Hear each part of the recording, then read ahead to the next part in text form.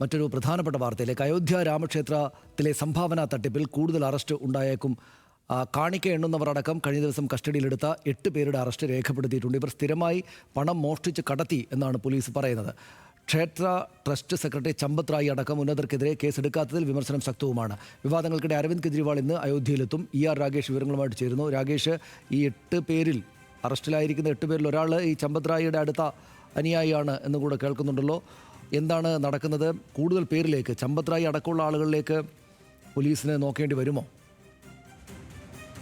സനീഷ്, ചമ്പത് റായി അടക്കമുള്ളവർക്കെതിരെ നടപടിയിലേക്ക് പോലീസിന് കടക്കേണ്ടി വരും. കാരണം SIT നേരത്തെ 17 പേർക്കെതിരെ കേസെടുക്കണമെന്ന ശുപാർശയാണ് പ്രാഥമിക റിപ്പോർട്ടിൽ നൽകിയിരുന്നത്. പക്ഷേ 8 പേർക്കെതിരെ കേസെടുക്കാനും പിന്നീട് അവരുടെ അറസ്റ്റിലേക്കുമാണ് ഇപ്പോൾ പോലീസ് കടന്നിട്ടുള്ളത്. ഇതിൽ തന്നെ 6 പേർ കാണിക്ക എണ്ണുന്ന ജീവനക്കാരാണ്. മറ്റ് 2 പേർ, ഒന്ന് സുഭാഷ് ശ്രീവാസ്തവ്, അദ്ദേഹം റിട്ടയർഡ് ബാങ്ക് ഉദ്യോഗസ്ഥനാണ്. അദ്ദേഹത്തിനാണ് ഈ സംഭാവന എണ്ണുന്നതിൻ്റെ മൊത്തം മേൽനോട്ടം ഏൽപ്പിച്ചിരുന്നത്. കൂടാതെ ചമ്പത് റായിയുടെ സഹായിയായിരുന്ന ടിന്നു യാദവും ഇപ്പോൾ അറസ്റ്റിലായിട്ടുണ്ട്. നേരത്തെ ഡ്രൈവറൊക്കെ ആയി തന്നെ പ്രവർത്തിച്ചിട്ടുണ്ട് യാദവ്. ഏതായാലും ഈ അന്വേഷണത്തിൽ ടിന്നു യാദവിൻ്റെ കയ്യിൽ നിന്നൊരു താക്കോൽ കണ്ടെടുത്തു. ഇത് കാണിക്ക വഞ്ചിയുടെ താക്കോലാണ് എന്നാണ് പോലീസ് പറയുന്നത്. അതുകൊണ്ട് തന്നെ ചമ്പത് റായി അടക്കമുള്ളവരിലേക്ക് അന്വേഷണം എത്തും എന്ന കാര്യത്തിൽ സംശയമില്ല.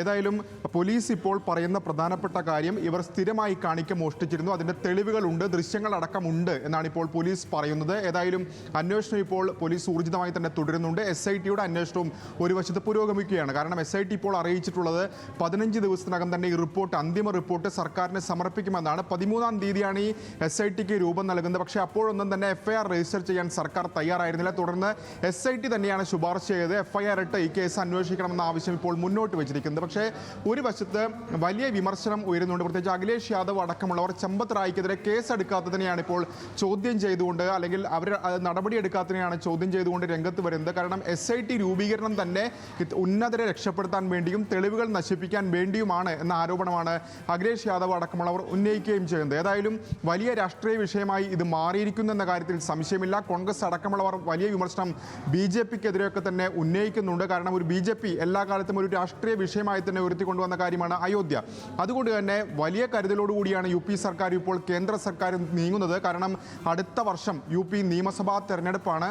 അതുകൊണ്ട് തന്നെയാണ് സർക്കാരിൻ്റെ ഭാഗത്ത് നിന്ന് ഇപ്പോൾ അറസ്റ്റ് അടക്കമുള്ള നടപടികളിലേക്ക് കടക്കുന്നത്. തീർച്ചയായും ചമ്പത് റായി അടക്കമുള്ളവരെ ചോദ്യം ചെയ്യുമെന്ന കാര്യത്തിലും സംശയമില്ല.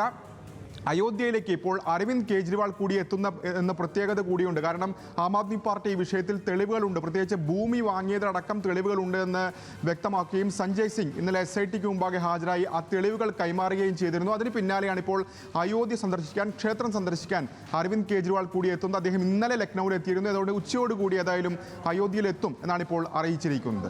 സനീഷ്, ശരി, നന്ദി രാഗേഷ് വിവരങ്ങൾക്ക്. എന്നാൽ ഈ ചമ്പത് റായിലേക്ക് അന്വേഷണം എത്തുമോ എന്നതാണ് പ്രധാനപ്പെട്ട കാര്യം. കാരണം ഈ ചമ്പത് റായി വിശ്വ ഹിന്ദു പരിഷത്തിൻ്റെ VHPയുടെ പ്രധാനപ്പെട്ടൊരു നേതാവ് കൂടെയാണ്. വിശ്വ ഹിന്ദു പരിഷത്ത് നമുക്കെല്ലാവർക്കും അറിയാവുന്നതുപോലെ RSSൻ്റെ സംഘപരിവാർ നമ്മൾ വിളിക്കുന്ന ആ പരിവാരത്തിൻ്റെ ഏറ്റവും പ്രധാനപ്പെട്ട സംഘടനകളിലൊന്നാണ്. അപ്പോൾ അതുകൊണ്ട് തന്നെ നേർക്കുനേർ RSSുമായിട്ടൊക്കെ അല്ലെങ്കിൽ VHPക്കകത്ത് തന്നെ ഇപ്പോൾ 2 വിഭാഗം അല്ലെങ്കിൽ അങ്ങോട്ടും ഇങ്ങോട്ടും വിമർശനമുണ്ട് എന്ന് കേൾക്കുന്നു. അപ്പോൾ ആ നിലയ്ക്ക് രാജ്യം ഭരിക്കുന്ന BJP സർക്കാരിനെ തന്നെയും കൺസേൺ ഉള്ള ഒരു പ്രധാനപ്പെട്ട വിഷയമായി സംഭാവന തട്ടിപ്പ് സംഭവവും അതിൻ്റെ തുടർ നടപടികളും നീങ്ങുകയാണ്. നമുക്ക് പെട്ടെന്ന്